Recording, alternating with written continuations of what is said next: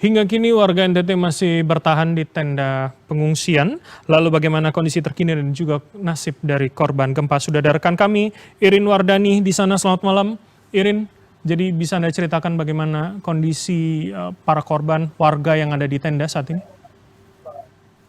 Ya, selamat malam Bram. Memang kalau kita berbicara mengenai para penyintas atau korban yang masih mengungsi di beberapa wilayah di tenda pengungsian, baik itu secara mandiri ataupun komunal, itu memang mulai terserang penyakit ISPA atau infeksi saluran pernapasan atas, karena memang suhu di Flores ini, tanah Flores, tepatnya saya berada di Kabupaten Sica, Kota Maumere, itu kalau siang hari itu sangat panas sekali dan berdebu, dan kalau malam hari itu sangat dingin, dan bahkan kalau dari Aqueweather atau pengukur cuaca yang saya aktifkan itu pada malam hari bisa menyentuh suhunya sekitar 20 sampai 21 derajat. Dan itu berarti sangat dingin sekali, dan memang kondisi yang tidak ideal tinggal di pengungsian itu membuat kesehatan terutama anak-anak ya, karena banyak pengungsi itu merupakan kelompok-kelompok rentan seperti perempuan, ibu hamil, dan juga anak-anak yang mulai menderita ISPA. Dan selain itu juga ada beberapa tadi keluhan yang saya dengar di tempat pengungsian itu mulai terserang penyakit kulit.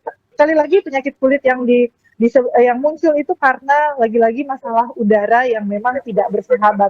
Nah, tapi kabar baiknya, Bram, adalah beberapa pengungsi, terutama yang pengungsi komunal yang kita di Gor Samador itu sudah mulai memutuskan untuk pulang ke rumahnya karena merasa sudah aman dan memang lebih baik untuk pulang ke rumahnya.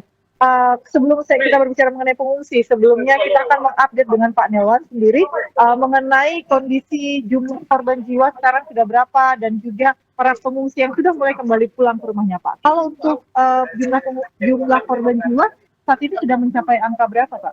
Ya, sampai dengan hari ini korban meninggal dunia sebanyak 6 orang, kemudian ada 19 orang yang mengalami luka dan sakit. 9 di antara korban luka-luka itu telah berhasil dievakuasi dari remote area karena di sana fasilitas kesehatannya tidak mendukung. Kemudian kita evakuasi ke rumah sakit di Maumere sehingga perawatannya bisa lebih intensif dan pemulihannya diharapkan bisa lebih cepat. Oke, yang 6 orang itu adalah untuk Kabupaten Sika saja ya Pak ya, tambahannya ya? Kabupaten Sika saja. Okay. Semula itu ada 4 orang, tetapi yang pasien kritis yang waktu dibawa ke rumah sakit itu 2 orang akhirnya meninggal dunia dan telah diselenggarakan pemulasarannya secara baik. Oke, kalau kita total semua, karena kami berada di Kota Maumere, Kabupaten Sika, ada tambahan 6 orang, berarti kalau dari seluruh 7 kabupaten di wilayah terdampak gempa itu berarti sudah mencapai angka 103 orang ya Pak ya? Ya, sudah 103 orang mencakup di 7 kabupaten terdampak bencana, mulai dari Manggarai, Manggarai Timur, Manggarai Barat, Ngada, kemudian Nagekio, Inde, dan Kabupaten Sika. Oke, nah tapi memang di balik kabar yang meninggal dunia ada pertambahan, karena pertambahan angka korban yang meninggal dunia itu karena dalam proses perawatannya itu juga bukan tidak layak, tapi memang situasinya dan juga kondisi mereka sudah cukup parah ya Pak ya. Jadi dalam proses perawatan mengalami meninggal dunia ya Pak ya. Ya, begitu kondisinya. Karena memang bagaimanapun pada saat kita melakukan proses pencarian, evakuasi dan penyelamatan, tentunya pasien-pasien seperti ini yang masih hidup, apapun kondisinya kita utamakan dulu untuk dilakukan tindakan-tindakan perawatan untuk pertolongan dan penyelamatan. Sebagian memang tadi kita bilang yang 19 orang berhasil dirawat dan sampai hari ini kondisinya sudah semakin membaik, khusus yang di Kabupaten Sika. Begitu juga diharapkan nanti di kabupaten lainnya secara berangsur sudah pulih. Tenaga kesehatan kita secara sigap memberikan pelayanan, baik pelayanan di rumah sakit maupun di rumah sakit lapangan. Sampai hari ini bahkan kita mengoperasikan 2 rumah sakit lapangan yang cukup representatif dan didukung oleh dokter-dokter spesialis, baik ahli bedah, ahli ortopedi, ahli penyakit dalam, ada di sana kita tempatkan itu di Kabupaten Manggarai Barat, itu di Manggarai di Ruteng, dan satu lagi di Nagekio. Oke, baik. Nah Pak, sekarang tadi saya sempat berkunjung ke Gor Samador dan masyarakat di sana atau para penyintas di sana yang jumlahnya hampir 1.300. 25% diantaranya sudah memutuskan untuk pulang. Ini merupakan kabar gembira tentu saja ya, karena mereka sudah pasti merasa aman ketika memutuskan secara mandiri untuk pulang. Ya, Memang dari awal kami selalu menyapa pengungsi, baik yang secara mandiri maupun yang terpusat di Kota Pador. Bahkan kemarin waktu kita berkunjung di pulau terluar yang selama ini belum tersentuh di sana, ada 312 kakak di sana yang bertahan di pengungsian secara mandiri. Alhamdulillah mereka memutuskan untuk kembali ke rumah karena memang dari informasi dari BMKG kecenderungan gempa susulan ini sudah mulai melandai, meskipun memang gempa susulannya masih cukup banyak, tetapi yang dirasakan tinggal sedikit. Hanya pada kekuatan 1 sampai dengan 2 sampai dengan 3 skala Richter, dan mereka sudah mulai terbiasa dengan kondisi itu.